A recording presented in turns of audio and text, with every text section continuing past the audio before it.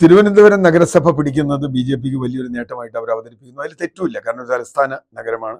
അവർക്ക് ഇതുവരെ ഒരു നഗരസഭ കിട്ടിയിട്ടില്ല, കോർപ്പറേഷൻ കിട്ടിയിട്ടില്ല. നല്ല കാര്യം. ചില മുനിസിപ്പാലിറ്റികൾ അവർ പിടിച്ചിട്ടുണ്ട്. ഇപ്പൊ തൃപ്പൂണിത്തുറ മുനിസിപ്പാലിറ്റി അവർ പിടിച്ചു. കൊച്ചി നഗരത്തിന് തൊട്ടടുത്തുള്ള തൃപ്പൂണിത്തുറ മുനിസിപ്പാലിറ്റി പിടിച്ചു. അവിടെയും അവർ പ്രതിപക്ഷമായിരുന്നു, LDF ആയിരുന്നു ഒന്നാം സ്ഥാനത്ത്. അവിടെ അവർ പിടിച്ചു. ചില വാർഡുകളിൽ, പഞ്ചായത്തുകളിൽ അവർക്ക് നേട്ടം ഉണ്ടായിട്ടുണ്ട്. അതോടൊപ്പം തന്നെ പല പഞ്ചായത്തുകൾക്ക്, പല മുനിസിപ്പാലിറ്റികളും കോട്ടമുണ്ടായിരുന്നു. ഇപ്പോൾ പന്തളം മുനിസിപ്പാലിറ്റി അവർക്ക് ലീഡില്ല. അവിടെ ഒന്നാം സ്ഥാനത്ത് LDF-ഉം, രണ്ടാം സ്ഥാനത്ത് UDF-ഉം, മൂന്നാം സ്ഥാനത്താണ് BJP വന്നത്. പാലക്കാട് നഗരസഭ ഇത്രയൊക്കെ ബഹളം ഉണ്ടാക്കി, രാഹുൽ മാങ്കൂട്ടം ഇതൊക്കെ ഉണ്ടാക്കിയിട്ടും BJPക്ക് അവിടെ ഭരണം വെച്ചാൽ ഒറ്റയ്ക്ക് ഭൂരിപക്ഷം കിട്ടിയിട്ടില്ല. എപ്പോഴും ഞാൻ മനസ്സിലാക്കുന്നതാണ്, പാലക്കാട് നഗരസഭയിൽ ഒറ്റയ്ക്ക് ഭൂരിപക്ഷമില്ല. അപ്പോൾ BJPക്ക് കുറേ സ്ഥലങ്ങളൊക്കെ കൗൺസിലർമാർ കിട്ടി. ഇപ്പോൾ കൊല്ലം ഇതിൽ കുറച്ച് കൗൺസിലർമാരെ കിട്ടിയിട്ടുണ്ട്. എന്നാൽ കോഴിക്കോട്, ഞാൻ BJPയുടെ ഏറ്റവും വലിയ നേട്ടം ആയി കാണുന്നത് കോഴിക്കോട് നഗരസഭയിൽ 14 കൗൺസിലർമാർ, 13-14 കൗൺസിലർമാർക്ക് അവർക്ക് ഉണ്ടായി എന്നുള്ളതാണ്. ചെറിയ കാര്യമല്ല. പക്ഷേ ഇത് നിയമസഭയിലേക്ക് കൺവേർട്ട് ചെയ്യുമെന്ന് വെച്ചാൽ കുറച്ച് ബുദ്ധിമുട്ടാണ്. അതിന് കാരണം പലതാണ്. ഒന്നാമതായി, നിയമസഭാ തെരഞ്ഞെടുപ്പിൽ എന്താണ് ഉദ്ദേശിക്കുന്നത്? തിരുവനന്തപുരത്ത് BJP ജയിക്കാനായ കാരണം തിരുവനന്തപുരം കോർപ്പറേഷൻ BJP പിടിക്കാൻ സാധ്യതയുണ്ടെന്നുള്ളതുകൊണ്ടാണ്, UDF അല്ല പിടിക്കുക എന്നുള്ളതുകൊണ്ടാണ്. പക്ഷെ കേരള നിയമസഭയിൽ BJPക്ക് ഭൂരിപക്ഷം അടുത്ത തെരഞ്ഞെടുപ്പിൽ കിട്ടുമെന്ന് രാജീവ് ചന്ദ്രശേഖർ മുതൽ മോഡി വരെയുള്ള ഒരാൾ പോലും പറയില്ല. കാരണം എന്താ, അവർക്ക് കിട്ടില്ല, എങ്ങനെ പോയാലും കിട്ടില്ല. പിന്നെ അവർക്ക് കിട്ടാവുന്നത് 2, 3, 4, 5 സീറ്റ് കിട്ടാനുള്ള ശ്രമമാണ് അവർ നടത്തിക്കൊണ്ടിരിക്കുന്നത്. അതിനാണ് രാജീവ് ചന്ദ്രശേഖർ പറഞ്ഞ നിയമത്ത് മത്സരിക്കും.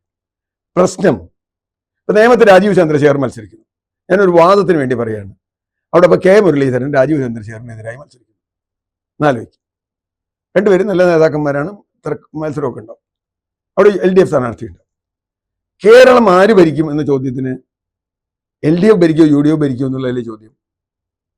LDF സർക്കാരിനെ പുറത്താക്കണമെങ്കിൽ ആര് ജയിക്കണം എന്ന ചോദ്യത്തിന് UDF ജയിക്കണം എന്ന് തന്നെയാണ് ഉത്തരം. കാരണം LDF ജയിക്കണം, BJP ജയിക്കില്ല, BJP ഭൂരിപക്ഷം കിട്ടില്ല. സാധാരണ വോട്ടറെ സംബന്ധിച്ചിടത്തോളം അവിടെ ഫോക്കസ് നിയമസഭയാണ്. ഈ ആന്റി ഇൻകംബൻസി ഇപ്പൊ കിട്ടിയ വോട്ട് അവർക്ക് അതിൽ കിട്ടിക്കൊള്ളണമെന്നില്ല. ഒന്നാമത്തെ കാര്യം, കിട്ടില്ല. കാരണം അത് അങ്ങനെ വേറെ സ്ഥലമാണ്. തിരുവനന്തപുരത്ത് ഇപ്പം വോട്ട് ചെയ്ത ആളുകൾ മുഴുവൻ നിയമസഭയിൽ BJPക്ക് വോട്ട് ചെയ്തോളണമെന്നില്ല. വേറെ പല കാരണങ്ങളുമുണ്ട്. അപ്പോൾ അതുകൊണ്ട് ഇത് തിരുവനന്തപുരമാണല്ലോ, അതിന് നമ്മൾ നോക്കണ്ടേ. കൺവെർട്ട് ചെയ്യപ്പെടാൻ സാധ്യതയുണ്ടോ എന്ന ചോദ്യത്തിന് വളരെ കുറവാണ് സാധ്യത. ഏതെങ്കിലും ഒരു സ്ഥലത്ത് മഹാഭൂരിപക്ഷം അവർക്ക് ഉണ്ടാക്കാൻ പറ്റും. ഇപ്പൊ BJP ജയിച്ച, ഇതിനു മുമ്പ് BJP നിയമസഭയിൽ ജയിച്ച നിയമം മാത്രം, നിയമമണ്ഡലത്തിൽ അന്ന് ജയിച്ചത് എന്തുകൊണ്ടാണെന്ന് മനസ്സിലായി പിന്നത്തെ തവണ തോറ്റപ്പോൾ. കാരണം രാജഗോപാൽ എന്നൊക്കെ പറഞ്ഞ് കുറെ ആളുകൾ അങ്ങനെ പോയി വോട്ട് ചെയ്തു. തൃശ്ശൂർ ലോക്സഭയിൽ എങ്ങനെയാണ് സുരേഷ് ഗോപി ജയിച്ചതെന്ന് നമുക്കറിയാം. കാരണം സുരേഷ് ഗോപി അത് ഇതെന്നൊക്കെ പറഞ്ഞിട്ടാണ്. അതിപ്പോൾ കണ്ടല്ലോ. തൃശ്ശൂർ നഗരസഭയിൽ എവിടെയാണ് BJP ഉള്ളത്? BJPക്ക് അതിന് പൊടി പോലും ഇല്ല കണ്ടുപിടിക്കുക. എന്ന് വെച്ചാൽ വളരെ ചെറിയൊരു സീറ്റ് കിട്ടിയുള്ളൂ. ഇപ്പോൾ കോഴിക്കോട് 2 മണ്ഡലങ്ങളുണ്ട്. കോഴിക്കോട് 14 കൗൺസിലർമാർ BJPക്ക് ഉണ്ട്, ഞാൻ സമ്മതിച്ചു. പക്ഷേ ഈ 14 കൗൺസിലർമാരെ കൊണ്ട് കോഴിക്കോട് LDF-നെ തോൽപ്പിക്കാൻ പറ്റുമോ? അല്ലെങ്കിൽ UDF-നെ തോൽപ്പിക്കാൻ പറ്റുമോ? പറ്റില്ല. കുറേ വോട്ട് BJPക്ക് ചെയ്യും, നല്ല സ്ഥാനാർത്ഥി എന്നൊക്കെ പറഞ്ഞിട്ട്. പക്ഷേ ബഹുഭൂരിപക്ഷം, ഈ പറഞ്ഞ ഏറ്റവും പ്രധാന രാഷ്ട്രീയ പ്രശ്നം എന്താണ് എന്ന് നോക്കി വോട്ട് ചെയ്യുന്നവർ ഒന്നുകിൽ LDF-ന് വോട്ട് ചെയ്യും, അല്ലെങ്കിൽ UDF-ന് വോട്ട് ചെയ്യും. കാരണം BJPക്ക് വോട്ട് ചെയ്തിട്ട് അവിടെ ഇയാൾ ജയിക്കാൻ പോണില്ല. അങ്ങനെയുള്ള വോട്ടാണ് കേരളത്തിൽ തെരഞ്ഞെടുപ്പിനെ ഫലം നിശ്ചയിക്കുന്നത്. ഫ്ലോട്ടിംഗ് വോട്ട് എന്ന് പറയും. അവർ മുമ്പ് ചെയ്തിട്ടുണ്ട്. ലോക്സഭയിൽ ഒരു തരത്തിൽ വോട്ട് ചെയ്യും, നിയമസഭയിൽ വേറെ തരത്തിൽ വോട്ട് ചെയ്യും. ഇപ്പൊ കേരളത്തിൽ LDF വരുന്നതാണ് നല്ലത് എന്ന് വിചാരിച്ച് LDF-ന് വോട്ട് ചെയ്യുന്നവർ ലോക്സഭയിൽ കോൺഗ്രസ് ജയിച്ചാൽ മതി എന്ന് വിചാരിച്ച് അവർക്ക് വോട്ട് ചെയ്യും. രണ്ടും നമ്മൾ കണ്ടിട്ടുണ്ട്. അതേപോലെ ഇത്തവണ LDF വേണ്ട എന്ന് തീരുമാനിക്കുന്നവരെ സംബന്ധിച്ചിടത്തോളം BJPക്ക് വോട്ട് ചെയ്യുന്നത് അവരുടെ ലക്ഷ്യത്തിന് അനുകൂലമാവില്ല. അതുകൊണ്ട് BJPക്ക് ഇതിപ്പോൾ തൃപ്പൂണിത്തുറ തന്നെ നമുക്ക് നല്ല ഉദാഹരണം.